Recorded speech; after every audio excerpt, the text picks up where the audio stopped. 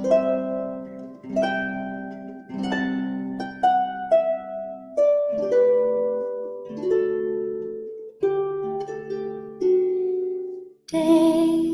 meus arriva me, torum do choca vicilce, torum do choca vicilce, Deus meus arriva me.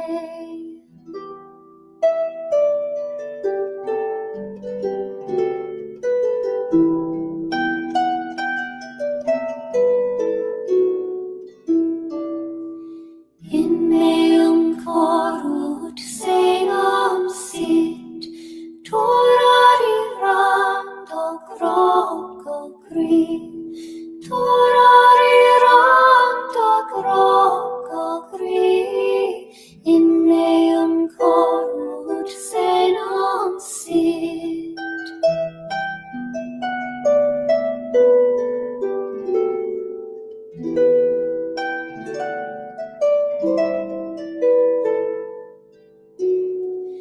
Deus meus arriva me, torum do choca vicilce, torum do choca vicilce, Deus meus arriva me.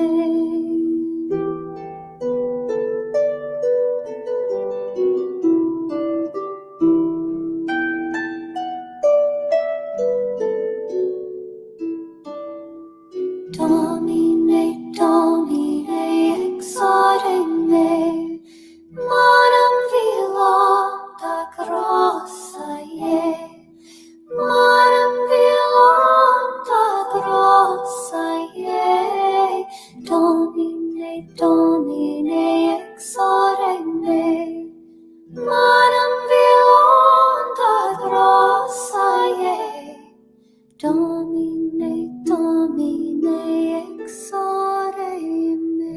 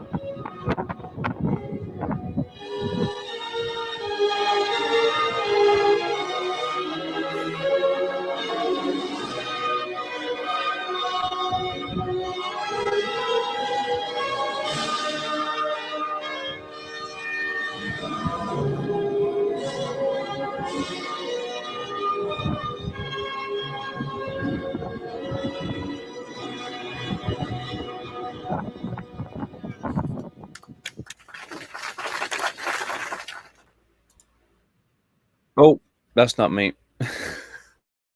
Sorry, hold on a minute here. Why is something playing in the background now? Hold on a minute here, everybody. Sorry. I've opened Streamlabs. I've opened OBS. So welcome to tonight's stream, everybody. Hope you're all doing well. My name is Niall McConnell. God bless each and every one of you. I don't normally use StreamYard as a streaming platform when I do interviews. I haven't done an interview in a while, so I got things a bit mixed up. But anyway, here I am. So we've got a very special guest for you tonight. Ex-Garda whistleblower John Wilson coming in from County Cavan. We will be bringing John in just a second. So I just want to say thanks for tuning in tonight. And can you hear me all right? Let me see. Audio should be okay. Audio should be okay now. Yes, listen from Carrick McCross also says Cat. So good to see people from Carrick McCross. Please let me know in the live chat or in the comment section where you're all from, whether it be Ireland, England, Scotland, Wales, Canada, America, Australia, New Zealand, where you're from. Please let us know. And any questions you have for John or myself, please type them in the live chat. Now, before we get into tonight's action, as always, we're going to see our Lord's Prayer as Gaelic. So please join us. And then I'm Naharag Zavek of Spirit Neve. Amen. Arnya Haratar now, Gunifer Daniel, go dagda the rate, Gunyanter the hollow and talav mar yanter now. Our Narna Hult were doing you, August might do narfecta, Mara Whitehead is our vectin a fiend, Act election a gahu, Axir shina all gay men. And then Yamanaharag Zavek of Spirit Neve. Amen. All right, everybody, welcome to tonight's show. Thank you so much for joining me. If you're new to the show, please subscribe. If you haven't subscribed already, please share these streams with all your friends and family. Put them in your WhatsApp groups, your Facebook groups, your Telegram groups. Get the message out there. Let's spread the Fenian faith. So let me go to the live chat really quickly before we bring John on. He's waiting patiently there in the studio. So Stephen Martin says he's listening from Carrick Cross. Good man, Stephen.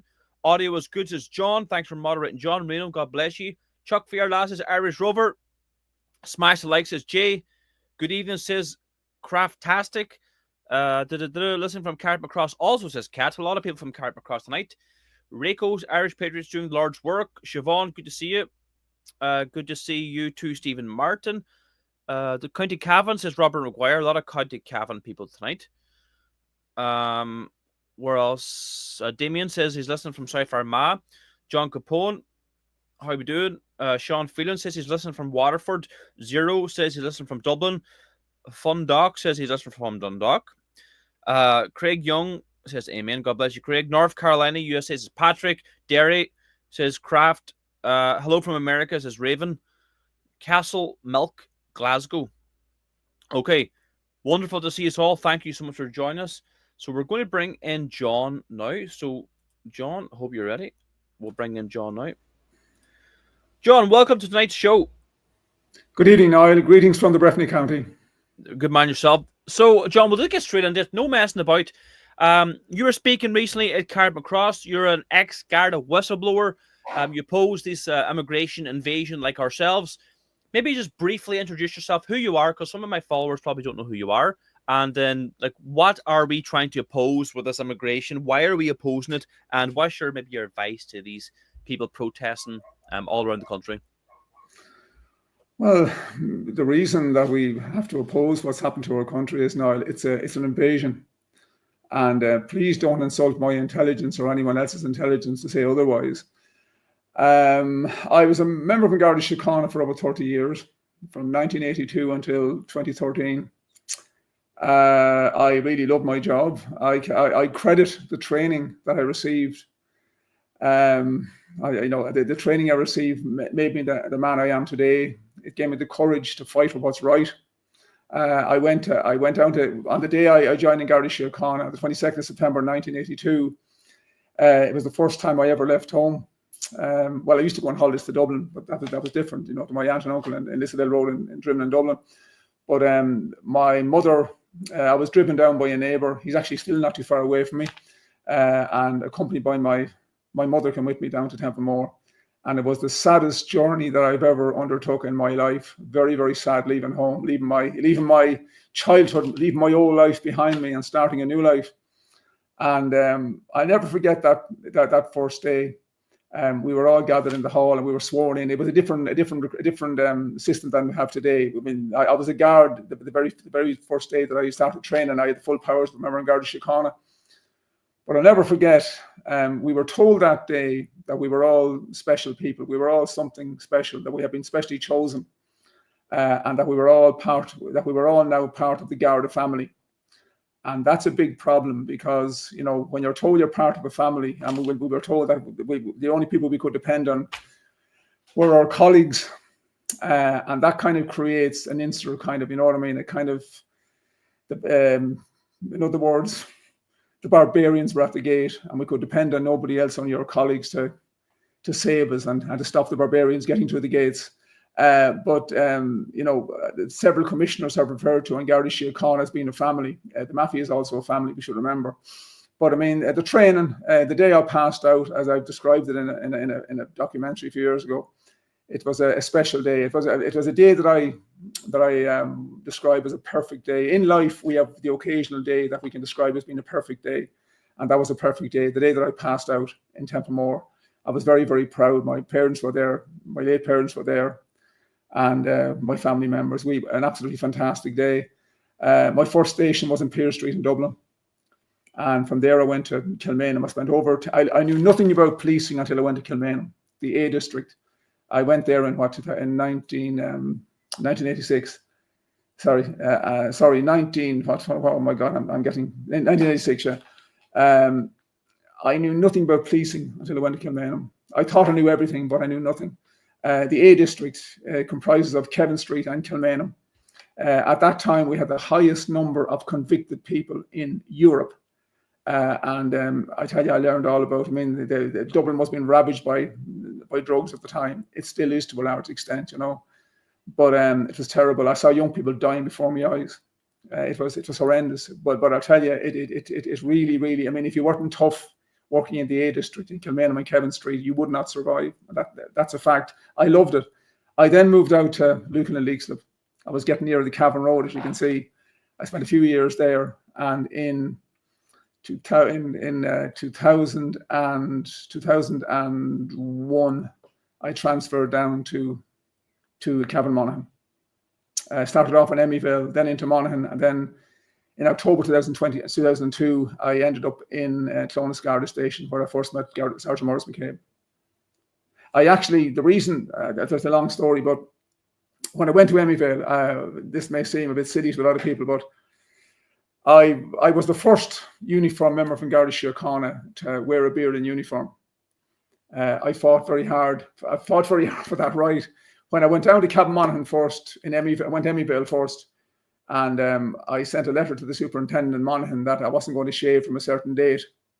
And I went into work that morning, and the beard ban was one of the most sacrosanct regulations, because they didn't like uniform guards with stubble or beards. But anyhow, I let them know I wasn't going to shave anymore. So I went into work one morning for 6 o'clock one morning, and there was a delegation waiting on me. The superintendent and an inspector. My God, I swear to God, it was a VIP. But I was told that he couldn't let me out in public in uniform with a beard. I mean, utter craziness. So I was transferred into Monaghan, and I was locked up in the roof of the communications centre answering the phone. And I started a legal process, and I told them that I was willing to take them to the European Court of Human Rights if they didn't change the Garda code and let me wear a beard. They yielded after 18 months. After, you could say, the best part of 18 months. And then I applied to get out, went over to Clonus, where I met Maurice McCabe for the first time in October 2002. Very interesting. So you mentioned there, I mentioned you're the first man to wear a beard in Garda Síochána. Yes. And you also mentioned, I suppose, Maurice McCabe, and you turned the whistleblower. Don't really suppose get into the weeds and all that, John, but can you maybe briefly describe what happened with you and Maurice McCabe? And did the state go after you as much as they did Maurice McCabe? And how did that all unfold? I'll give you the abbreviated version. And it relates back to the beard case, believe it or believe it not. And the reason that I garnered such great respect for Maurice McCabe. When I won my beard case and I got over to Clonus in October 2002, a few months later, Maurice called me into his office, and he told me that he was very impressed with my work return or whatever, because I was always a good worker. Self-praise is no praise, but there's no point half doing a job, as you know yourself, from your farming background. But he told me that he had been told to watch me, that I was a troublemaker. And of course, that was utter garbage. But see, that's what they do, you see. You know, if you go against the system in any way, you really, listen, you will be targeted. But anyhow, Maurice left in 2004. He was sent up to Bailieborough to clean up Bailieborough. And I didn't see him for a few years. And several years, and in 2008, there was a vicious rumor circulating around the division. I'm not going to go into details. It was highlighted before the Disclosures Tribunal by Mr. Justice Charlton. He was the chairman, and instead of kind of going nudge, nudge to the guy beside me and passing on the rumor, I phoned Morris directly. And, the rest is history, so to speak. I became aware of the abuse of the penalty point system. There were 10,000 lawfully issued penalty points terminated every year, just fixed. Penalty points were fixed. A minimum, at least 10,000 every year were being fixed. Anybody with connections, high-profile sports people, you can kind of a full, society. Anyone with connections they were getting the penalty points wiped, and other poor old dibbles then were kind of getting penalty points, were paying their tickets, taking their penalty points. Kind of, it caused great concern to a lot of people, as you appreciate, and for many others. Getting penalty points or getting a penalty points, getting a fixed charge penalty points notice in the post. It was a mere irritation that just required a phone call to go away. It's just total corruption, widespread corruption. And I'm sure your listeners or your viewers are aware that in January 2024, the then Garda Commissioner Martin Callanan, he was appearing before the Public Accounts Committee. John McGuinness, the great John McGuinness, was the chairman at the time. And Martin Callanan described myself and Maurice McCabe. He described us as disgusting. And subsequently, and in fairness, Leo Varadkar, and I know he hasn't got too many fans listening to this program. He was the only government minister, and Maurice McCabe liaised with him quite a bit. He was the only government minister that supported it. He was the only man, and he took on Shattered cabinet. Okay, and Callanan he's the man that I credit with forcing Martin Callanan to resign when he did. He resigned in disgrace. But I remember in March 2014, I had cancer in March 2014, and I was in the intensive care unit in Cavan General Hospital. And Leo Varadkar described myself and Maurice McCabe as distinguished instead of disgusting. He described us as distinguished. And I will always be grateful to that man for those comments. That's the abbreviated version, Niall. Right. Very interesting. I didn't know that about Leo Varadkar. Oh, yeah. Yeah. The only minister, Niall. I know, listen, he has no fans. I'm no great fan. I'm no great fan of his politics, okay? But I will be eternally grateful for support in relation to that matter. No, fair enough. Fair enough. Now, I suppose, let's move forward now to today, what we see happening in Ireland. We see effectively an invasion happen in Ireland. There's a population of 5 million people in Ireland, and there's 150,000 people coming in nearly every year now, legally and illegally. That's what we know about. Sorry? That's the figure we know about. That's the figure we know about. It wouldn't be like the government to tell us lies, would it? Or do obfuscate things? So I suppose, what is your opinion on this? Why are they doing it? What's your opinion on it? And what is your opinion of these protests around the country, John? And maybe after we get another back and forward, we can play maybe a clip here of a young lady speaking in Carrickmacross there. Yeah. Was it Friday night, two nights ago, about how unsafe it is. This is a 17-year-old girl who was so brave. She spoke about how unsafe it is, and her father has to patrol the streets for her to walk the streets. But we'll get onto that. What's your opinion then of this invasion, as we like to call it? Many people have a sense of desperation now. It's that simple. I mean, listen, I'd say we've had some great protests, great turnouts recently or over the last year or so, protesting against what's happened to our country. I would estimate that 90%, I know that our mainstream media label is all as far right and extremists and whatever, but at least 90% of the people that have turned out to all of these protests and are continuing to turn out to these protests have never protested before. There's no great history of protest in Ireland, Niall. You see, we talk about the Fighting Irish. The Fighting Irish was a regiment in the American Civil War. There's no fighting an awful lot of Irish people. I mean, the sad reality is that a very, very high percentage of Irish people would rather sit back and watch our country being invaded and say nothing or do nothing for fear of being called far right or some other hurty word or hurty words by our mainstream media.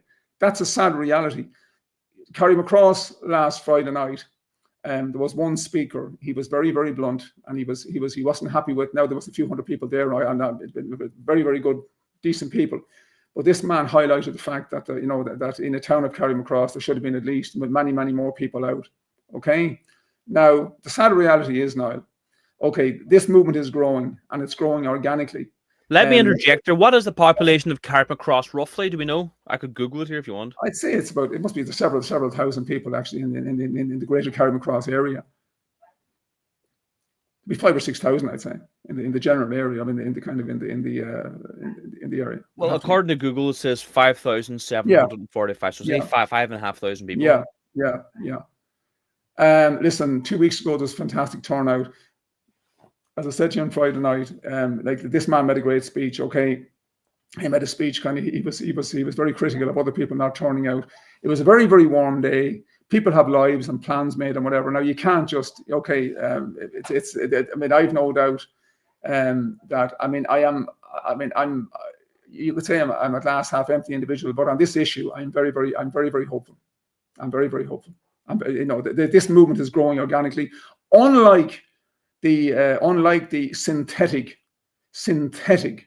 diversity that we witness in this country, right? And this is all part of a plan. This is all part of a greater plan. I'm not wearing a tinfoil hat, but listen, we are only the Irish people are only 0.06% of the population of the world, and we will be a small little ethnic minority in our own country within a very, very short number of years if we do not wake up very, very soon. Yeah, wake up now. Yeah, wake up now. Like you made a good point there that a lot of the Irish people, and we all know what it's like, that a lot of the Irish people are just so afraid to do anything.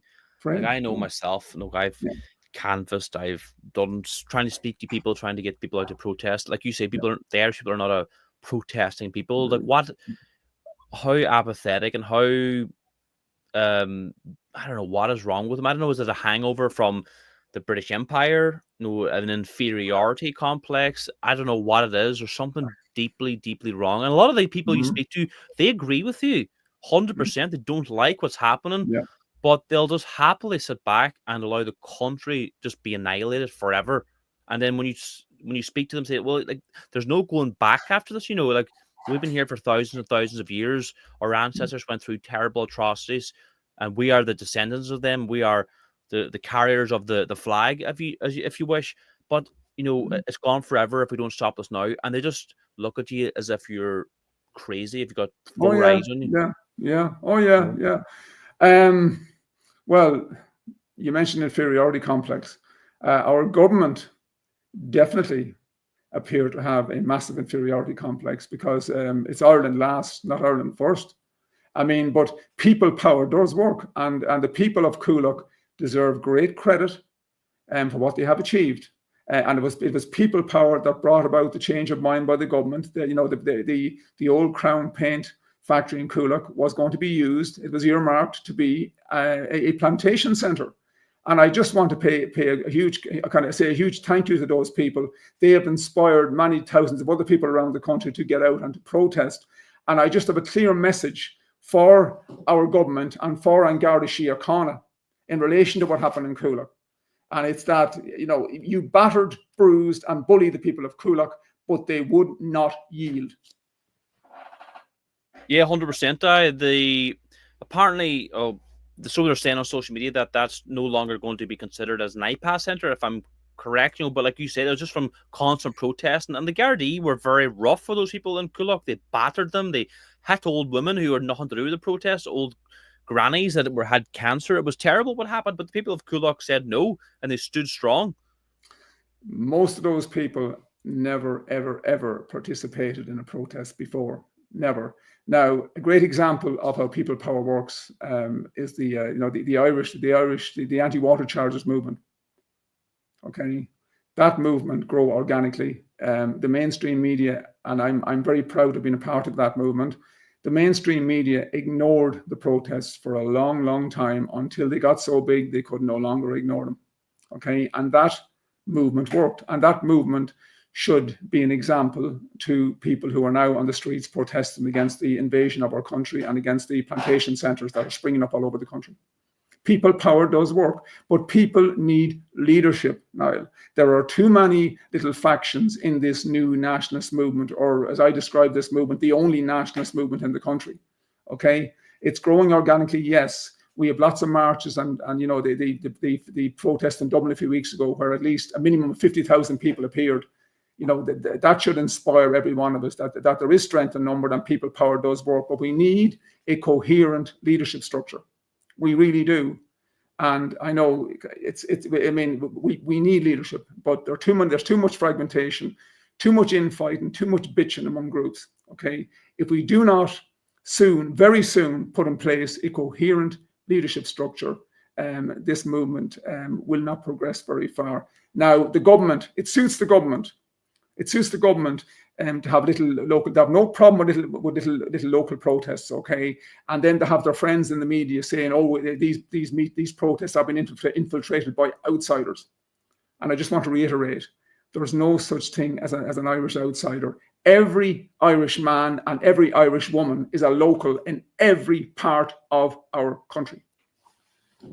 Yeah, I agree 100%. The left always try to use that to stop people coming out and protest, and say, for example, like in Rosscray and other places around the country where there was a supposed IPAS centre or a plantation centre, you had the local Sinn Féiners normally, or these Antifa types, saying, "Oh, well, it's only for locals, only for locals." And if like someone like Philip Dwyer, who was going to all these places and doing live streams and broadcasting what was happening, being a citizen journalist as he was, or as he is, they would always say, "Oh, but you're an outsider and you're not from around here." But it's a complete hypocrisy, because there's, say, 100 Somalians about to be put into this migrant centre in Rosscray or wherever. Philip Dwyer or Niall McConnell or John Wilson have far more right to talk about Rosscray than a load of Somalians do about Rosscray. You know, that's the hypocrisy that I see. You see, the government fear a united movement. The government love to see the fragmentation in this movement. Okay. Now, I know Micheál Martin puts on a real, a big brave face about, oh, democracy, right? And so does Harris. But I know behind the scenes, they are concerned about the growth of this new nationalist movement. I'm from a very political family now, and I still have a lot of connections in the political world. They fear a unified, coherent movement. No, we need coherent leadership structures put in place.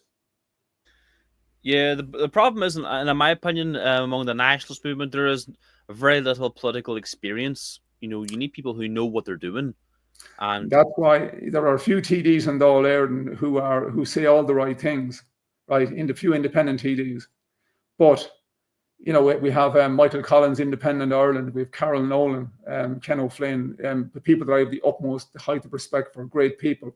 They say all the right things. They ask all the right questions. But not once have I heard any of these TDs encouraging people to attend protests. Now, I didn't hear one of them coming out and encouraging people to join the protest a couple of weeks ago in Dublin. You know, the great protest. You're right. You know, they won't. They're saying all the right things now.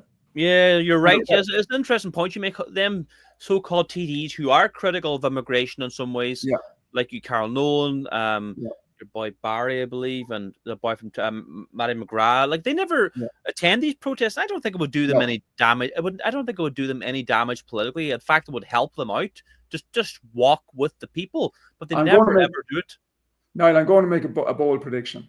Okay, if Carol Nolan would come out and join this movement, she would be the first female Taoiseach in the history of Ireland. That's my prediction. Okay. Yes. If Carol Nolan would come forward and offer to lead this movement, she would be the first female Taoiseach of Ireland. That's a bold prediction, I know, but it's one that I will stand over. That I stand over. A very bold prediction, but like you say, it's whether she will stand out with the people or not. You know, I don't think it would do them any damage. Ken O'Flynn, Michael Collins, some great people. Matty McGrath just said there are some people in Fianna, some great people in Fianna Fáil, who really, I wish to God they had courage. I wish to God they had the courage to come out and support the people. But having said that, Niall, On the 29th of November last, the Irish people voted for the same old political establishment. Yeah, like I've spoken to Sinn Féin, Fianna Fáil councillors on their own one-on-one. Yeah. They don't like immigration. They're Totally agree with completely you. sorry. They totally agree with you now. Yeah, they completely they will agree with you in private. In private, but then they'll like, for example, in Donegal recently, we had a protest. Like well over 1,000 people attended in Letterkenny, peaceful protest against immigration. And before the protest, Donegal County Council released a statement that was signed by all 37 Donegal County councillors. So every single councillor endorsed this anti-racist message that Donegal is a diverse, welcoming community. And some of the councillors that I've spoken to, some of the 37 are completely against immigration, absolutely oppose it. And they use far harsher language than I use.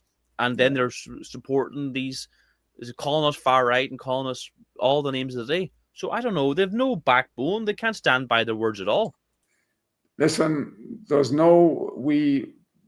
our government signed up to the EU Migration Pact. And that is an act of, that's brought treachery to a new level. I mean, they didn't have to sign up. We had an opt-out, like Denmark, which meant that we could decide our own immigration policy. We could decide how many people to let in here, if any. Okay, but that's not good enough, right? The EU Migration Pact is a death warrant for the Irish race. That's the way I describe it.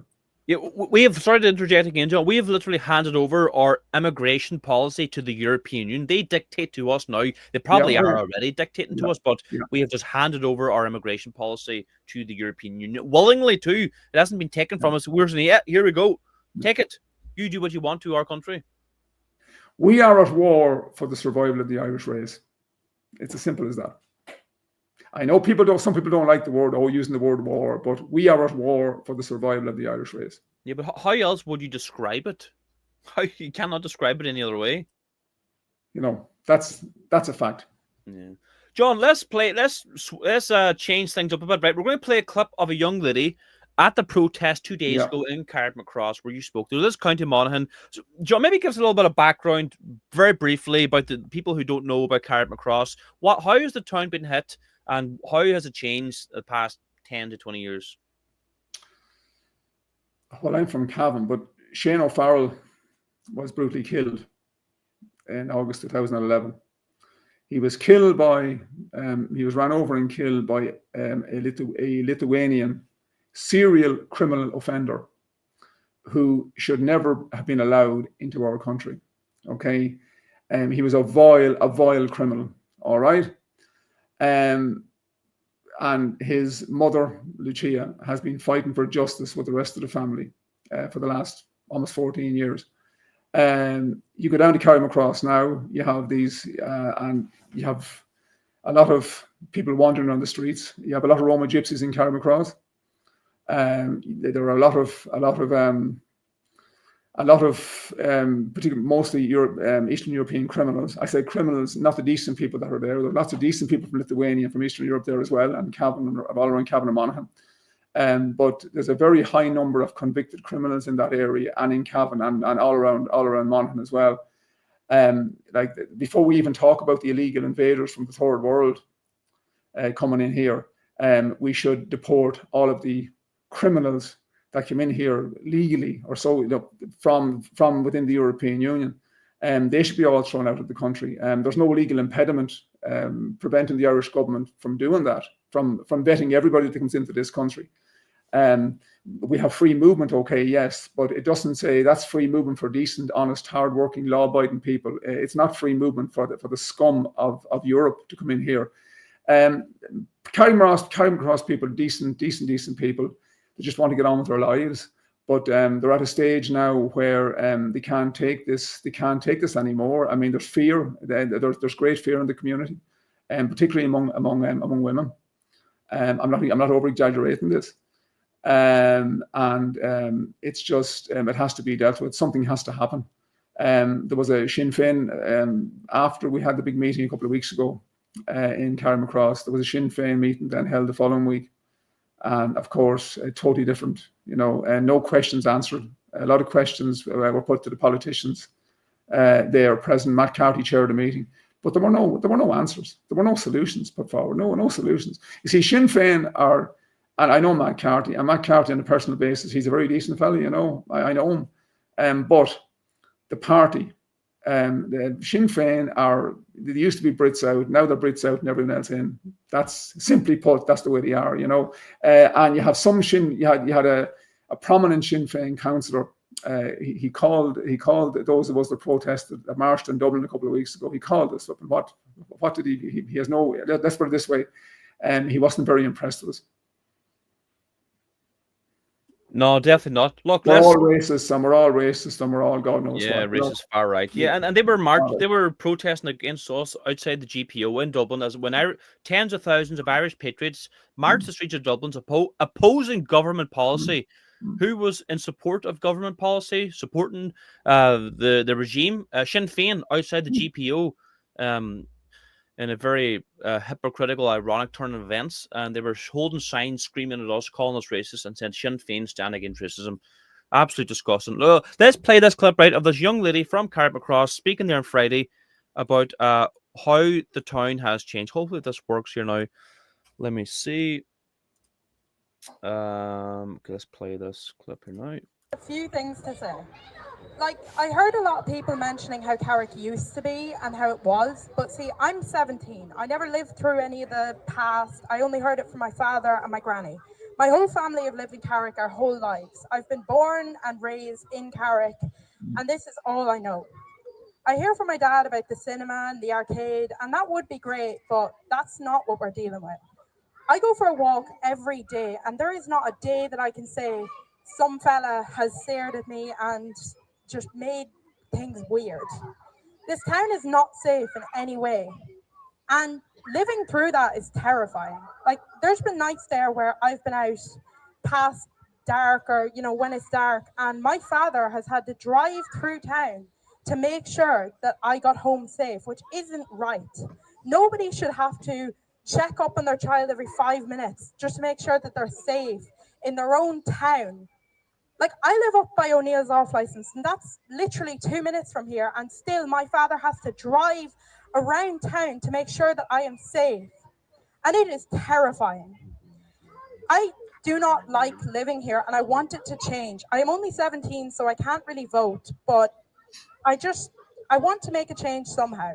I'm not a public speaker. I don't know what to say here, and that's why I said I'd make it short, because I'm kind of not really great at speaking. But I just said that I'd need to come up here because everybody was talking.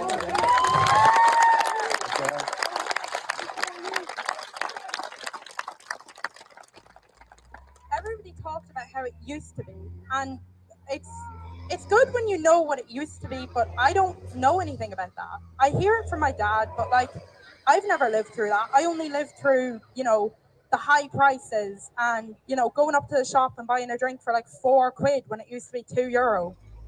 And that in its own is a problem. And, immigration and specifically asylum. Asylum is fleeing from war. But before any of this, it was the men fighting the war. But all I ever see is the males of this country, or other countries.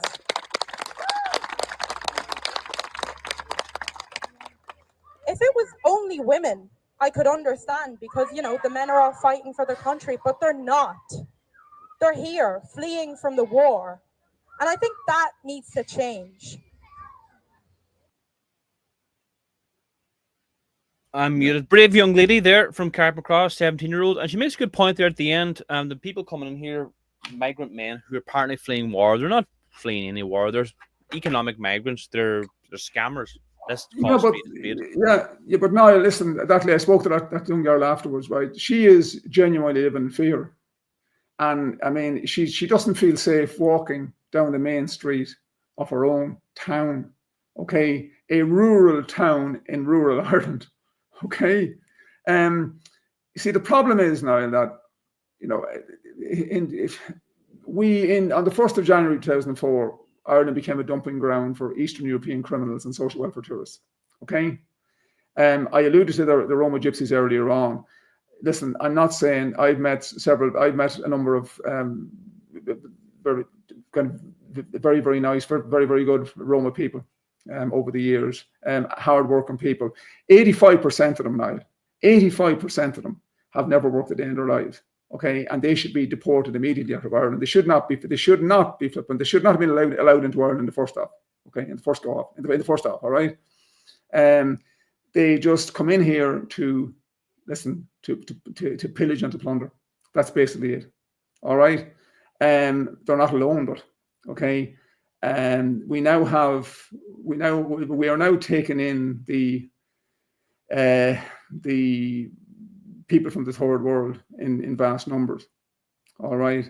As I describe, an awful lot of them, the detritus of the third world, they wouldn't be allowed into flipping. They wouldn't be allowed into any of their neighbouring, of the neighbouring countries where they come from. They wouldn't be allowed in. They just come into Ireland. We are Treasure Ireland. We are known as Treasure Ireland. Okay. You go on to social media. You have all the influencers from Africa and encouraging people to go to Ireland, how great it is, and the grants you get for setting up businesses and whatever. And it's been portrayed as the land of milk and honey.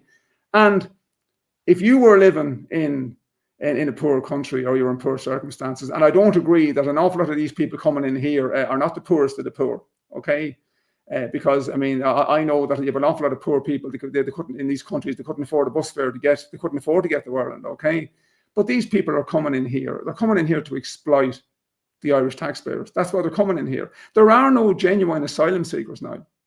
Every person who applies for asylum in Ireland after traveling through safe countries to get here is a bogus asylum seeker. They're bogus asylum seekers. Let's call them what they are.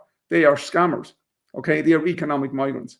But the thing is, our government are trying to equate work permit holders with these scammers, okay, which they are not. But unfortunately, very few people will be deported. Very, very few. I mean, Jim O'Callaghan, okay, he's only in the office a few months. He talks a good game, okay? He talks a good game. But I can tell you this, the 70 or 80 Somalians that are going to be planted or that the plan is to plant them into Bundoran, they will never be deported. Never, ever, ever be deported. Sorry, I was just replying to, I think the young lady is in the live chat right now. Yeah, very brave young lady. Yeah, I think it's Larissa is her name. Well done, Larissa. So I was just going to say there, you said you're going to speak again at the next protest. Very good. But you're going to write a speech this time. My opinion, you're better off doing it from the heart. Written speeches are good, but they're kind of come across a wee bit robotic at times. Maybe write down a few wee bullet points of things you might talk about so we can just look at them quickly and then speak from the heart. Because the reason that was so good, your speech, is because it came from the heart. It wasn't prepared. It wasn't written down. That's why it was so good. Just be careful of that, right? So let's do a wee quick advert before we continue on, John. All right. Let me see here now. Look, everybody, at Carrickmacross, for example, we handed out, I don't know how many flags we handed out. We handed out tricolours because we have them at the minute. I've just got a delivery of Irish Republic flags, Erin go Bragh flags, and the 4 provinces flags. I'm hoping to make it to Carrickmacross again on Saturday. I believe there's another protest. So let me bring myself back on the screen there. So we will be in Carrickmacross again Saturday. I think there's another protest, 7 o'clock or 7:30, and we'll bring in all these 4 flags. But we need your support. We need your help. We cannot do this without you. I think the flags look very good at the protest. Please let me know in the live chat, or John might let me know what he thinks of the flags. And also what we're trying to do now is, I've been thinking some placards would be very good, like 2 foot by 3 foot placards with a couple of messages, slogans. We're looking into that, trying to get some prices and get them printed off. Anything that comes in goes straight back into our movement. We have Ireland's only Christian nationalist newspaper, by the way, as well. We were handing them out in Carrickmacross. We hand them out at all our protests. We handed them out in Dublin, Letterkenny, Ballyliffin there recently, Carrickmacross as well. Trying to get through to the people who maybe aren't on social media, because don't forget, there's a lot of people who are not on social media, a lot of the elderly people, and the information is very, very good. We pour our heart and soul into the Irish Patriot newspaper. So anything that comes in goes straight back, plowed back into the movement. We're trying to do this as professionally as we can. We're trying to raise awareness, trying to make these protests professional. We're doing our best. And look, if you want to do that, you can join as a member of our movement, Shield na HÉireann. You get a frame proclamation. You get a membership card. you get an Irish Republic flag, a membership badge, and a Who We Are booklet. That's in this. So if you want to do any of these things, chip in, become a member, scroll down below in the description. Get involved now. Chip into our flag fund, our newspaper fund, because we're halfway through the latest issue of our Party newspaper, the latest one. And actually, John is ready for our newspaper. So, John, what do you think of the flags at protests? Are they a good job? Are they a bad job? What's your opinion on the whole thing? I was never one to walk around wrapped in the Irish flag. Okay. My standard of Irish is atrocious. I was born into an English-speaking country. All right. But I think that, that doesn't make me any less of an Irishman. All right. And I think the flying of our national flag, it was very, very impressive in Dublin. It looked very impressive at the big protest last month in Dublin. It's a great idea. You deserve immense credit, Niall, for what you are doing. And you mentioned Christianity there a minute ago. Pope Francis, God be good to him, he clashed with President Trump over his stance on securing the southern border of the US. Pope Francis didn't believe in borders. He spoke about building bridges, not walls. Well, I think if his successor continues on with the same, if he continues along the same road, no borders, no Catholic Church. If we don't have borders, okay, I'm very much in favor of bridges, fine, but no walls, no borders, and no Catholic Church. Because an awful lot of us coming into the West now will have no tolerance for our religion. Absolutely no, little or no tolerance for our religion. And No, but Niall, I think it's important, Niall, to distinguish between Islamism and Muslims. Okay, there are many millions of Muslims who are living better lives than I am, but Islamism it's very, very dominant within that ideology, and those people will have no mercy on us. They have no time for Christianity. They would absolutely no time for Christianity. I don't know what's going to happen. We have a very weak government. We have a Taoiseach who is continually running down Ireland. He doesn't believe in narrow nationalism. He doesn't believe in the kind of sovereignty that we believe in. Because a country that doesn't control her borders cannot be sovereign. It's not sovereign, and will never be sovereign. Will never be sovereign. And I can't understand the weakness of our leaders. I can't understand. Micheál Martin and Simon Harris are the two worst Taoiseach we have had since we gained our independence. They are very, very, very weak men. They are very, very weak men. Yeah, well, I want to make my point there. Like, I am a proud Catholic nationalist. I have nothing against the Presbyterians in the north of Ireland. We are Christian brethren at the end of the day. I think Ireland, we weren't perfect under Christian Ireland. Of course, we should have had some reform. I'm sure some reform would have came around, but I still think under Christian Ireland would be safe. We would have high birth rates. And I agree with you. I'm not a fan of Pope Francis. I think the Catholic Church, the hierarchy has been completely captured.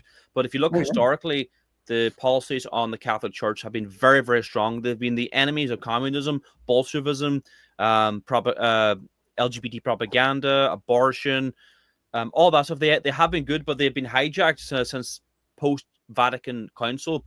And I think we should be organizing around Christianity. Because there's a church in every single village, town, and city in Ireland. Yeah. Now, that's my opinion. And I think we should go back to our old ways of having large families, because the Irish birth rate, let's maybe move on to the Irish birth rate, is absolutely plummeting. And there seems like a correlation between Catholicism or Christianity, whatever you want to call it, going down, attendance going down, and the birth rate plummeting as well. That's my opinion. Well, you are right. No, you are right. I just did a bit of research before I came on here. Just the population, just one of the countries. There are a lot of Nigerians heading for Ireland. Okay, at the moment. In 1982, the population of Nigeria was 80 million people. Okay, in 2024, the population of Nigeria was 232 million people. In 1982, the Irish population was 3.486 million. In 2024, the population of Ireland was 5.38 million. Now, an awful lot, at least over 20% of that 5.38 million were not born in this island. And if you just take a look at the current Irish birth rate, and it's dropping every year, okay, it's dropping every year. It will not take very many years for Irish people to become a minority in this country. Look at Lebanon. Lebanon used to be a Christian country, right? Recently enough, but now Christians are no longer the majority in Lebanon. It wouldn't take too long. It won't take too long to make Irish people strangers in their own land. That's a fact. Whether people want to agree with me or not agree with me or shout all kinds of insults at the television or at their laptops or phones, that doesn't change the fact that what I'm saying is correct. Okay. Tucker Carlson, as I said on Friday, Tucker Carlson recently said that Irish people will be a minority in Ireland within 100 years' time. It won't take 100 years. From the heart, because I'm muted there again. No, I agree. Dr. Carlson said it'll be 100 years, the Irish will be a minority. It'll be a lot quicker than that. It will not take 100 years. When you combine low birth rate, I think the indigenous birth rate in Ireland is 1.1. Oh, that's right, children per woman. You need a birth rate of 2.1 just to sustain the population. Combine that with abortion, killing our unborn Irish children. This LGBT propaganda, like more and more youngsters are now identifying as LGBTs, so they'll not be a lot of them will not be having children. And then emigration, loads of youngsters are leaving the country. So talk about burning the candle at both ends. Like we will be a minority very, very quick if we don't turn things around now. But we have, a situation where you see, there was a time, and I'd like to know how many of your viewers are paying attention to what their children are being taught at the schools.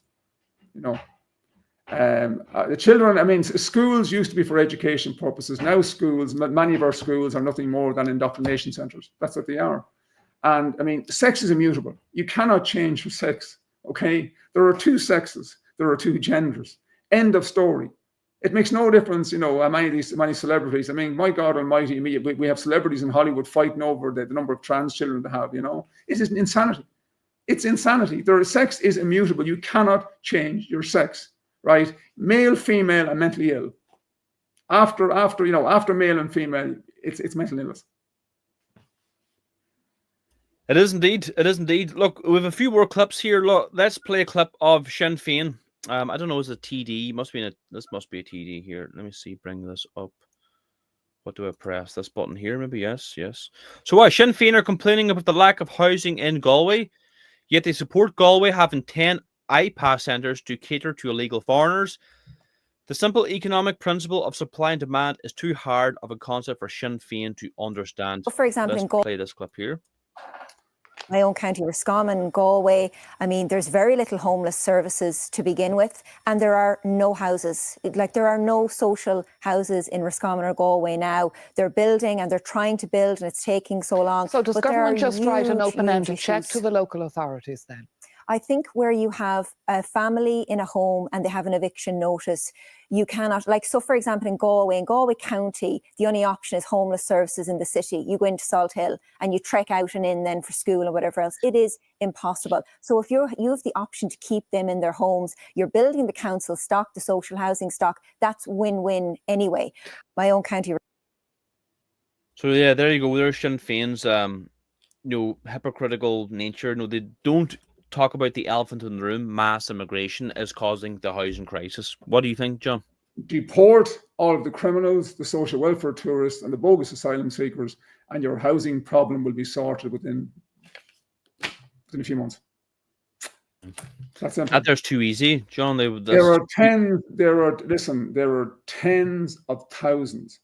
Before we get on to the bogus asylum seekers, there are tens of thousands of criminals and social welfare tourists in this country from within the European Union, right?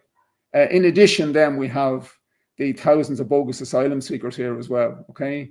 If they were all deported, that would free up housing for many tens of thousands of decent, hard-working, law-abiding people in Ireland. End of story, okay? Simple as. But you have to remember, Niall, that the government plan, the plan that people have forgotten about, Ireland 2040. It was that's been, that plan was announced about 6 or 7 or 8 years ago. That envisages having another 1 million people living in the island of Ireland in 2040. Now, one wouldn't need the investigative skills of Hercule Poirot to know that most of that extra million will not be Irish. It was the same as the Donegal County Council Development Plan. I remember 2020. I just read it, and I can't remember exactly what the numbers were, but they said like the population was going to increase by X amount. And then they also said that the native population of Donegal is decreasing. I remember I was on Ocean FM debate. Pierce Doherty was talking about this, about the population of Donegal going down. I said, but hold on, Pierce, the Donegal County Council Development Plan saying the population of Donegal is going to increase. So where is this population coming from? And of course, they never answered the question. This was in 2020, and fast forward now, it's just Donegal has been completely invaded altogether. I don't believe that Pierce Doherty and Paddy McLaughlin agree with the direction that the party is going in. I find it difficult to believe. I find it very difficult to believe. You had your man Cullinan down in the country there, the member of the TD, the Sinn Féin TD, in the aftermath of the Supreme Court decision in the UK a couple of weeks ago, which defined, it shouldn't have needed a court judgment, but the Supreme Court defined a woman as being an adult human female. Who'd have ever thought that was the definition of a woman? Oh my God. But anyhow, in the aftermath of that decision, he described it as being a common sense decision. He was forced to take down that tweet. And last week, he sent out a tweet saying that a man who identifies as a woman is a woman. It's no wonder they're in opposition. If Sinn Féin had stood with the Irish people, with the new nationalist movement, Mary Lou McDonald would be the Taoiseach of Ireland as we speak. Okay. Yeah. If they oppose immigration now. They can't even define what a woman is. How in the name of God Almighty can they be trusted with the levers of power? Now they've been disinvited from these LGBT events and rallies now, haven't they? Listen, many in the LGB community do not want the T or any other additions, any other versions of the alphabet attached to them. Okay, they don't. They're fed up with it. All right, they don't want it. Right. This is demonic lunacy, what we're witnessing. And even in the aftermath of that of the Supreme Court judgment in the UK, Norma Foley piped up by saying, well, you know what I mean? She as much as said, they can decide what they want in the UK. We are sticking to this fucking toxic, poisonous ideology. Go woke, go broke. Nicola Sturgeon in Scotland. She was flying high as the leader of the Scottish Nationalist Party. Then she couldn't define what a woman is. Okay, she allowed a male rapist who identified as a woman. She stuck him, put him into a female prison. This is nuts. But people don't realise in Ireland there are 5 or 6 men in Limerick prison. Do you not know that? Men who identify as women. In other words, they're men. Yeah.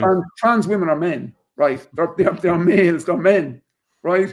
I shouldn't have to say that, right? But it's what we're witnessing here now. It's insanity. It is demonic lunacy. That's what it is. Absolutely agree, 100%. It is demonic lunacy. But like a lot of these politicians, TDs, they do speak up. Like your David Cullinan, TD Sinn Féin, he had to backtrack and apologise. So he still got cancelled by the. And they still weren't invited. Yeah, he still wasn't invited. Yeah. I believe the Queers for Palestine are going to change their name shortly to Turkeys for Christmas. Yeah, because the ironic thing about that whole thing is, that when they support Palestine is, the far left, the far left Sinn Féiners all support LGBT and gay marriage and all that stuff. Like Muslims and like most of the Palestinians are Muslims. They would throw them off a roof if they could get the chance. Do you know that many Muslims, I'm not talking about the Islamists, but many Muslims, they worship, they believe, they Mary, the mother of Jesus. They love the mother of Jesus. They really do. There are 3 in the aftermath of Pope Francis' visit to the UAE to Abu Dhabi. I describe Abu Dhabi as being a great gift from God to mankind. But in the aftermath of Pope Francis' visit to the United Arab Emirates, they built a mosque, the Mother of Jesus Mosque, a Catholic church, and a synagogue beside each other. and people are free to worship in the United Arab Emirates. They're free to go to church or stay away from church. I mean, there's freedom of religion in that country, and we should adopt the UAE immigration policy here. You cannot just, if one of these bogus asylum seekers were to turn up in Abu Dhabi or Dubai, they'd be gone within an hour. Okay, you cannot just waltz into Abu Dhabi or Dubai or any of the other. There are a total of 7 emirates in the UAE. Over 88% of the population of the UAE, 88.50% of the population are non-nationals, but they're there to work. They're there on work permits and residency visas. Okay, unlike in Ireland, a work permit is not a pathway to citizenship like it is in Ireland. We should immediately stop the citizenship program here. Okay, because we are all concentrating on the invaders, on the illegal immigrants coming in here. But even with legal immigration, we are going to become a minority in our own country. Yeah, but I've talked about that a lot too. Legal migration is, in fact, the biggest problem. If you look at the numbers, like when 90+% of migrants coming into Ireland are coming here legally, they're not destroying passports, they're not breaking any rules. No. They're great people. Listen, they're welcome to work here on work visas, and they're welcome here to live here on residency visas, but they should not get citizenship. Okay. But like I would counter that. I'm way more hardline than that. I don't agree with that. They shouldn't. Like Ireland has survived without them in the past. We don't like. Why do we need 2,000 Indians coming into Ireland every single month, buying up all the property? Like I agree, we need work, but like, why don't we have some kind of like a right to return policy for Irish men and women in Australia? How many 100,000 people are in Australia? Bring them home. And how many, like, open up a plan for Irish Americans to come home? Particularly, in my opinion, young women who are childbearing age. That's the demographic we should be targeting. There's tons of things we can be doing rather than bringing in third world. Neither is mutually exclusive. It's not one thing or the other. I mean, there can be a mix, and I totally agree with you. We should be encouraging our young Irish people to come back here, right? But listen, we are giving away our citizenship too cheaply here. Okay, we're giving away citizenship too cheaply. But the other issue I mentioned to you the other night about how to improve our birth rate, we should divert our overseas aid budget to a fund to encourage and to assist Irish women to have Irish babies. Okay. Now, if people were to just take a look at where the overseas aid money is going, the Irish overseas aid money is going, and how it's being spent. One of the countries that we are funding is Sierra Leone. Take a look at the natural resources in Sierra Leone, everybody. Take a look at what they have, about the natural resources. Okay? They have vast natural resources. Vast. They have over, I think it's, what was I doing here? I wrote it down here just before we started. They have huge reserves of gold, iron, other minerals. They have vast reserves of gold, okay, and vast reserves of other minerals. They're a very, very wealthy country, and the reason that there's so much turmoil in that country and many other countries is the fact that these countries are ran along tribal lines. If these countries were ran along the lines, if they were to adopt modern Western democracy type governance, those countries would flourish. But they're all ran along tribal grounds. The strongest tribe gets control of everything. And the rest can go to hell and starve. That's the way those countries are ran. Okay. We are just fools. We are given the best part of at least €1 billion every year to overseas countries. Our overseas aid budget it's damn near it's very near €1 billion per year of Irish taxpayers' money. It's insanity. That money should be diverted. To assist.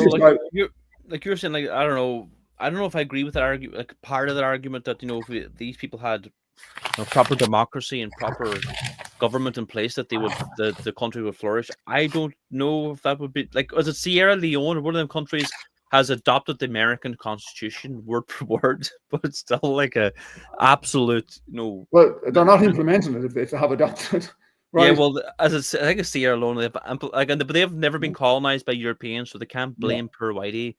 no There's further. it's estimated that there are 12.8 billion tons of iron ore deposits in Sierra Leone. That's in addition to gold, to aluminium, and other mineral deposits. And we are giving Irish hard-earned fucking taxpayers money to support that country. Also, it's not, it's Liberia. People in the live chat are correct me. It's Liberia have adopted the American Constitution word for word. No, it's not Sierra Leone.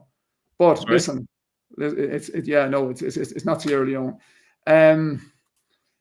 Listen, Niall, we are very, very generous. We have children here on waiting lists. We have adults on the hospital waiting list. They can't get treatment. They've been told that we're going to be waiting for years and years.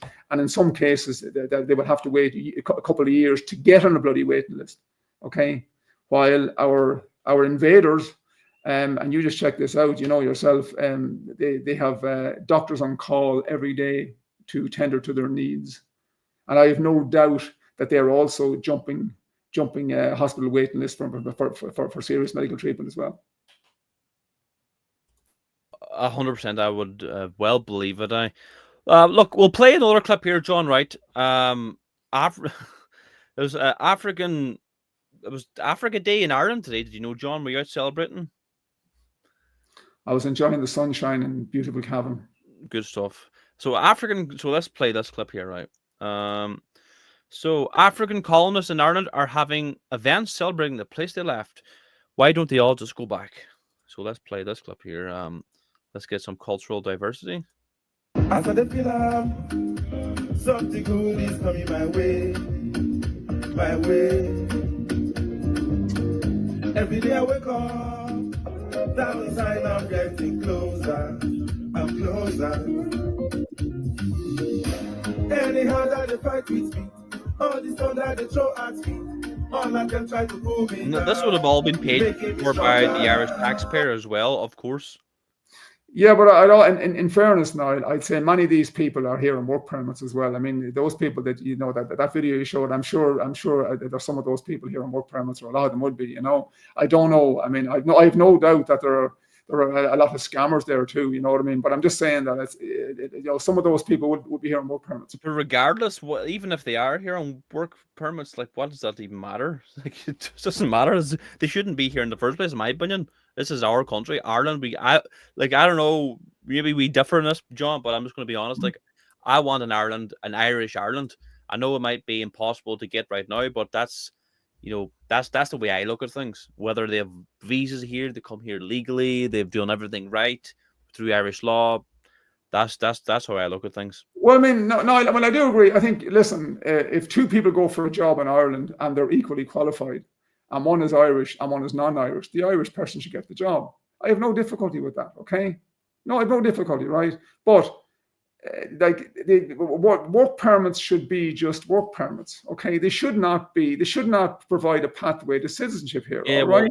Well, that's the problem. They're overstaying visas, and they're getting blanket amnesties. They're giving freaking passports. No, I would abolish blanket amnesties. No way. No.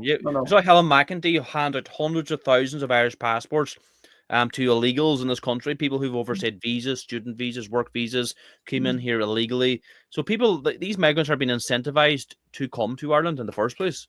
Oh yeah, I know. You have lots of influencers online encouraging their fellow countrymen and countrywomen to come to Ireland, and they're advertising the benefits of coming to Ireland and the amount of money you get, to set up a business and whatever. Of course, they've been encouraged to come to Ireland. We can't get away from the fact that a few years ago, Roderick O'Gorman sent out tweets in at least 8 different languages encouraging the third world to come to Ireland. Okay, and as I said earlier on in this interview, if you were living in one of these countries and you saw the green light, the welcome mat to come to the land of milk and honey, I'm sure you would head here as well. Listen, our politicians have a lot to answer for, right? No, absolutely. I agree 100%. But just to go back there again, I hate to go back to what you said earlier about them Africans. But you compare that immigration policy in Ireland, handing out work visas for nothing and no background checks. Compare that to Australia's immigration policy. If an Irish person's going to Australia, they need a background check, Garda clearance. They need thousands in their bank account. They need a job. Yeah. going there. Like, compare that to what's happening here. It's night and day. Yeah, it is. I mean, everybody should be properly vetted. I mean, I wouldn't. Okay, we have free movement within the European Union, right? That's enshrined in law. But we should be vetting people from European Union countries as well coming in here. And anybody with a criminal record should not be allowed into Ireland. I don't care if they're from France, Lithuania, Latvia, wherever they're from within the European Union, they should not be allowed into Ireland. Okay, but unfortunately, we have a weak government. We have a government that listen, we are not really a sovereign country anymore now, and we haven't been for a long time. Ireland joined the EEC in 1973, the European Economic Community. It wasn't the EU superstate. We didn't join the European Union superstate. That's what we are now. And people seem to forget that on the day that the UK triggered Article 50 to leave the European Union after the vote, okay, in 2016, von der Leyen was the German defense minister at the time, okay? And I saw an interview with her on Channel 4, which she said it would be easier now that the UK have left the European Union to have a common defense policy, all right? Their ultimate goal is to have a European army, all right? That's it's basically speaking, that they're now putting pressure on the Irish government to introduce the hate speech bill, okay? To bring in the hate speech law, okay? Now, if that bill becomes law in this country, we will become a totalitarian state, okay? Because the conversation that we're after having for the last hour or so, myself and yourself will be prosecuted for hate speech. You'll be no longer able, I mean, the word invader, that'll be hate speech. The use of the term plantation center, that'll be hate speech, okay? That's where we're heading, and people better wake up very, very fast. Now, I know Micheál Martin was kind of parried it. He was asked a question about this last week. He was asked about the fact that the EU Commission have directed Ireland to bring in a hate speech law. He batted away the question, but the reality is, it's an EU directive. It's an EU directive that we introduce this. That we bring the hate speech bill. We enact it into law. All right. Now, I would encourage people to please, please, please read that legislation. Okay, it is the most draconian piece of legislation that I have read ever. And I was a guard for over 30 years, and I was well up to date in the laws of the land. Okay, this is the most draconian legislation ever proposed to be introduced on the island of Ireland. Okay, it is horrendous. It basically means that, it's simply put, the likes of comedians like Ricky Gervais and Dave Chappelle will no longer be able to perform in Ireland. Now, I know Helen McEntee says, "Oh no, there'll be an exemption for artists and whatever." Okay, right? I don't believe her, but leave that to one side. Myself and yourself go to a comedy show and whatever. Okay, and at the end of the show, we're leaving, we're feeling great, and we start telling each other jokes from the performance, and somebody overhears us and deems what we're saying to be hate speech. We could end up prosecuted and imprisoned for repeating a joke that we had heard half an hour earlier in a comedy show. Yeah, and you're presumed guilty, and you have to prove your innocence. Yeah, it's just horrendous. It's just, and they're also bringing in changing the law that if your mobile phone is seized and you don't give the guard the pin code of the pin number of the phone, that's a criminal offence. I mean, listen, in Ireland, you can't be forced to incriminate yourself, and if you're forced to hand over the pin number of your phone, and the guards then subsequently find something on it that's deemed to be offensive or hateful, that means you're forced to incriminate yourself. That can't stand up legally. It can't. It can't be deemed that bill can, that part or much of that bill cannot be deemed constitutional. But nothing would surprise me. Yeah, I agree 100%.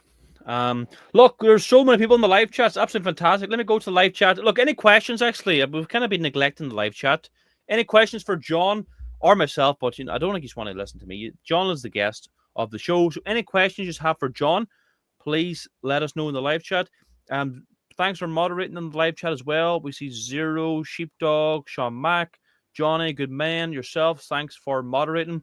And please be careful in the live chat too. No calls for violence or no inflammatory comments, because I'm trying to protect this YouTube channel and Twitter as well.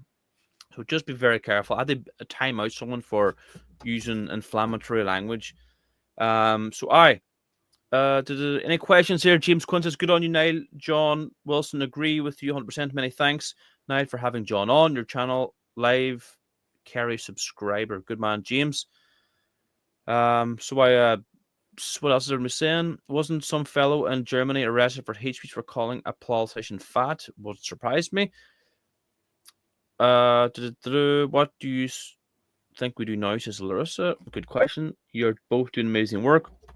So what are we doing here now? So that's me and John. Look, let's go quickly. Look, we plug for the memberships again.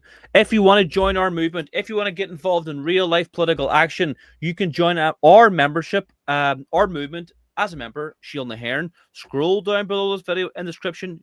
As a member, you will get a framed proclamation, a lapel badge.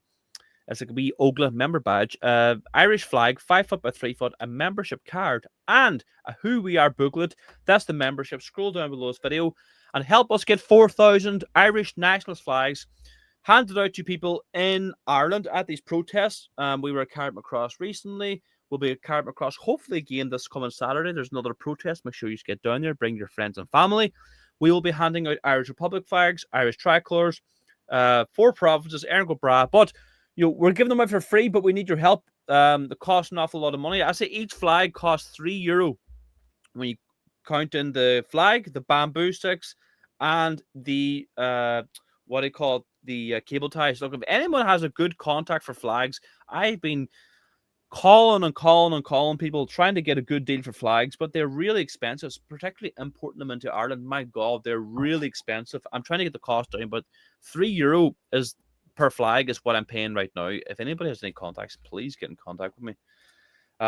Any comments there, John, about what we've been talking about tonight, or anything you'd like to say here now before we finally wrap things up? Yeah, just listen. Why are we one of the few countries in the world that are not allowed to be proud of our country? We're not allowed to secure our borders. We must allow the world in here. I mean, the Hungarians, right? Hungary belongs to the Hungarians. Poland belongs to the Polish. Nigeria belongs to the Nigerians. Why can't we be allowed to say Ireland belongs to the Irish? Yeah, no. Ireland belongs to the Irish. Yeah, but it's only typically as white European countries, we're not allowed to be proud of our own people. Blacks are allowed to be proud of their. Niall, what percentage of the population of the world are white? Well, we are definitely a minority. I don't know what the percentage, but I'll tell you, right? It's just over 7% of the population of the world are white. That's all. Right? That's all. We are on the verge of being destroyed in this country.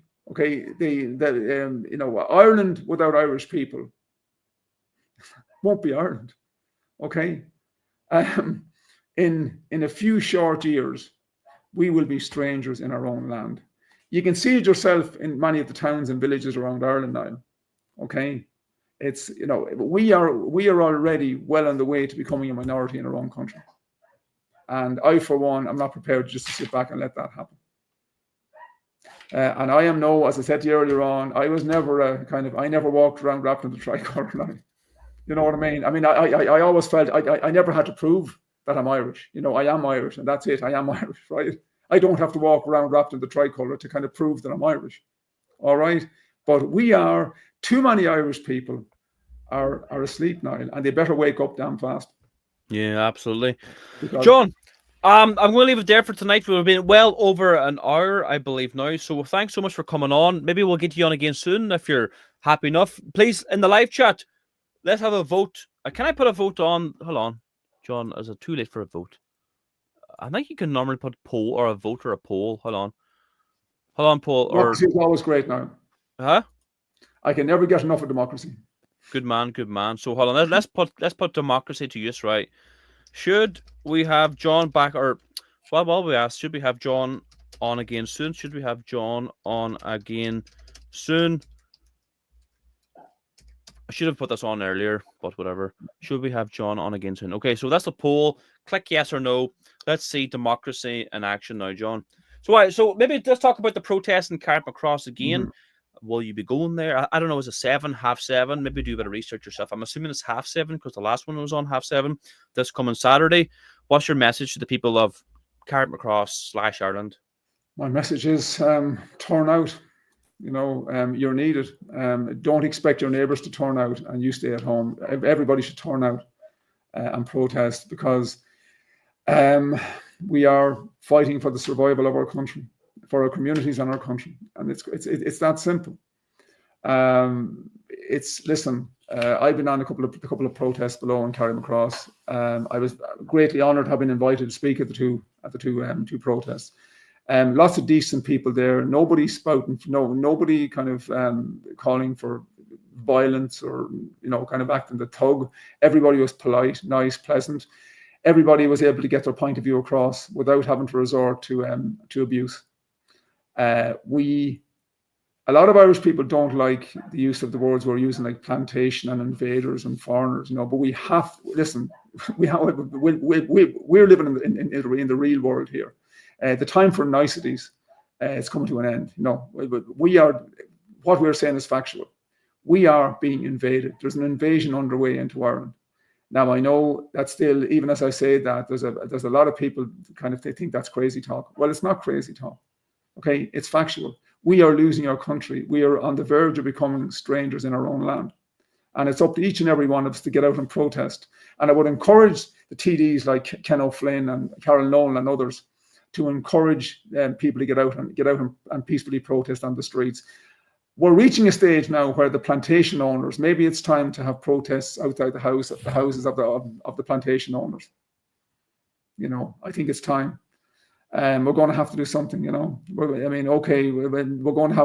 we need coherent leadership structures throughout the country. Okay. There are too many factions in this movement. And we are now the only, this is, I think we are well underway in building, a new nationalist movement in Ireland. Which will be the only real nationalist movement in Ireland. Sinn Féin should just, why don't they be honest and change their name to the Socialist Paradise Party or whatever, or join up with People Before Profit or whatever, and give the name Sinn Féin to a real nationalist party, because they are no longer a nationalist party. Good man, John. So let's check the poll here. So 116 people have voted. 97% have agreed that we should have you on again soon, John. So there's democracy in action. Oh, yeah. And it doesn't mean that the 3% are wrong. You know what I mean? That's what democracy is all about. Yes, that's true. That's true. We don't have to. I don't like living in a bubble. I welcome healthy debate, and that means having to listen to both sides of an argument. You know what I mean? If we're all going to agree with each other, what's the point in debating? That's not real debate. And that's why I said earlier on that chap who spoke just shortly after I did on Friday night, he brought a kind of a somber mood to the occasion. He laid it out kind of honestly and directly that he wasn't happy with the fact that so many people didn't turn out in Carrymacross last Friday night. And what he said was correct. But the people there, the people that did turn out, deserve great praise. And I know that it's not easy to go to every protest march, and you're going to have bigger numbers at some protests as opposed to others, But I think this movement is growing. We are growing organically, not synthetically, and that's very, very important. Our government are trying to impose, they are trying to create a synthetic diverse society, and that's not going to work. Good man, John. Look, thanks so much for coming on. We'll let you get back to whatever you're doing now. Maybe the sun's down. No, the sun's still up here in Donegal, but I suppose it's not as warm now. But thanks so much for coming on, John. We'll have you on again soon, and maybe I'll see you Saturday at Carrymacross. No problem, Niall. It's getting a bit dull here, as you can see. I should have turned on the light, but I didn't. All right. No bother. Good man, John. God bless you. God bless. Bye-bye. Order, that was John. Good man, John, yourself. Thank you so much for joining us tonight. Let me go to the live chat. We'll see how everybody is doing. What did you all think of John? I think he's a very good guest. He needs to come back to the faith. That's what we need to do. That's my only gripe with our John, but we'll work on that. We'll bring him to a Latin Mass. He's from Cavan. Right, let me see. We'll work on him. Don't worry, we'll work on him. John is grand. Great show, Niall. The cross is Daniel. It's dark in Dundalk at 3 p.m. What do you think? Jeez, the sun goes down early and Dundalk. So any questions in the live chat, please let me know. Any comments?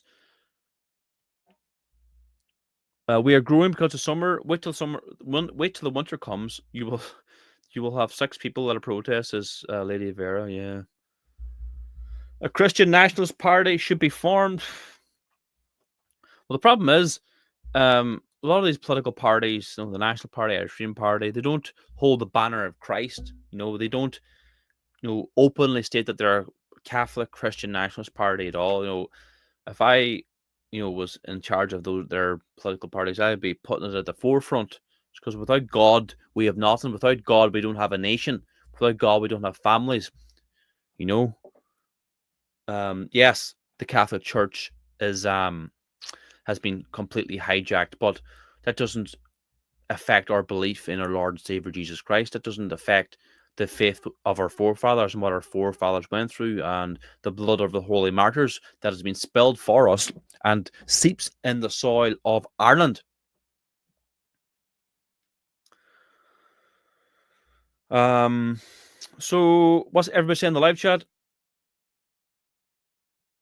But see, the thing is, if you don't have Christianity or Catholicism, there's no incentive to breed. This is the problem. If you're a humanist or an atheist, what incentive or what makes you want to breed? That's my opinion. So look, as I was saying already, let me go over here to the flag fund. Look, we're trying to raise enough money to bring out 4,000 Irish flags. Now, I thought it was going to cost me just over 9,000, but I've been hit by big VAT bills by the flags that came in there to the country into Ireland at the weekend or on Saturday. My God, nearly fell off a chair when I had to pay it. So it's bumped up the price a lot. Unfortunately for myself, I thought I was doing quite good. Getting it maybe for €2.20. Now it's jumped up to €3. So I'm still on a lookout for a good flag distributor. So if you want to chip into our flag fund, please do so. You saw us hand out the flags at Carrick Cross. We'll be doing so again, but we can't do this without your help. If you want to chip into our flag fund, please scroll down below this video. €10. I was hoping I would put 5 flags on, but at the minute, I've put 3.5 flags onto the hands of patriots, because it's kind of the price is freaking going up, and the bamboo sticks and canes are expensive. So hopefully we'll get something a bit cheaper, but it is what it is. There's nothing I can do about that. I'm doing my best to source cheap flags. And so we're handing out flags. We're the new shipper as well is another thing. Where is it? I don't think I have the new shipper fund in front of me. But anyway, we have Ireland's only Irish nationalist newspaper in the whole island of Ireland. We're handing out a protest too. We're looking to get the latest issue to print, and John's actually writing an article for us, which is fantastic. And if you want to join as a member, support our work. We do a lot of work. We attend protests. We do live streams. We do good interviews with people like John. So if you want to support our work, get involved in real-life political action, scroll down below this video, join as a member now, get a framed proclamation, get a membership badge, get a 5-foot by 3-foot Irish Republic flag, or an Irish tricolour, depends on what we have in stock, and a membership card as well. That supports our work. Help us do live streams, hand out newspapers, produce newspapers, hand out flags, and at the minute too, we're working on getting placards out. Just kind of been doing the last day or two, trying to get prices, trying to get slogans, trying to get them designed. So much work goes on behind the scenes. Now, after this, if my family isn't already in bed, I'm going to do video editing, probably to stay up to 12 o'clock, 1 o'clock tonight. Our heart and soul goes into this movement. We never, ever stop till the sun goes down, till the sun comes up. We are always working to better Ireland, our country. How many members do we have? Undisclosed, but I would easily say we have the largest movement, largest membership in Ireland by far. I would say if you add up all the rest of them together, we probably have the biggest movement by far. Paid up members, what I'm saying. People might say, oh, we have 5,000 members, but what they really have is 5,000 emails. Paid up members, we've probably the best. Probably the rest of them combined, I would say. We are building the largest Christian nationalist movement in the whole island of Ireland. So get involved now. Join now. No one else has a membership like us. Other memberships, what? Do they even give you anything? They may give you a write-out, a bit of paper. We have a professional, high-quality membership pack. Beautifully packaged. Beautiful membership cards, flags. The lapel badge is incredible too. You have to kind of see it to believe it. Designed it myself, and a membership frame proclamation. And look, see, it's not going to show up right now. Hold on, I was trying to show you the Who We Are booklet. See, I need to advertise this a bit better. Yeah, see, it's the green screen behind me. It's not very good. See, this is it's transparent, but this is the booklet. I need to do an advertising video for our memberships, you know.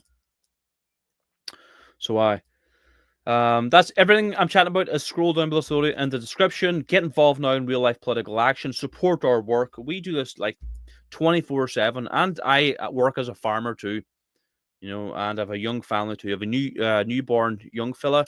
He's 3 months old. He's doing well, and I have a young girl as well, and a lovely wife, a beautiful wife, who are all very supportive of what we do. Yep, Sheepdog says the lapel badge alone is worth the membership, lads. Look, it really, like, I don't know. I like to think I'm good at marketing and advertising, but the more I think about it, I'm not very good at marketing I'm not very good at marketing the membership, because look at this here. Look, the badge on here. It's not very, but this is what would you call it? It's like a graphic design. It's not the physical badge itself. The physical badge is incredible. It's absolutely beautiful. I need to do a video, and I need to make a professional video of it to show you next time. All right. So what are you doing? Let me know in the live chat what you're all saying.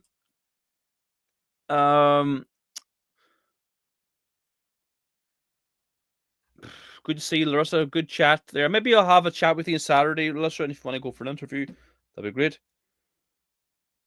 Fair play, Niall. I'm a member. Please join, lads. Good stuff.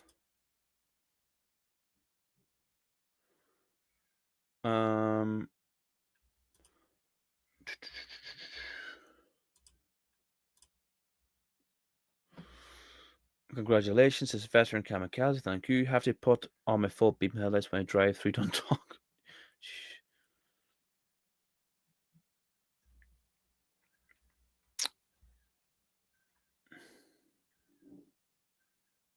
Yeah, come talk to me, Larissa, and we'll have a wee interview, right? Okay, so look, that's it for me tonight, everybody. Thank you so much for tuning in. Look, I don't have I won't have to wing this. I always play the national anthem, but I normally use Streamlabs and have the national anthem. I press a button, right? And that, long story short, I press a button and the national anthem comes on. I don't have that so I'm just going to have to play a farmer live stream with the national anthem. Look, it'll work, but it's not as professional as I normally do it, right? So we'll probably be live again Wednesday. I'm planning to bring a guest on every Sunday now. That's the plan. We'll do a news show on a Wednesday at 8 p.m. covering what's happened in Ireland. Then we'll bring on a guest maybe every Sunday. That's the plan, and I mean, going forward. So everybody, I'm going to leave it there. God bless you all. Aaron Gobra.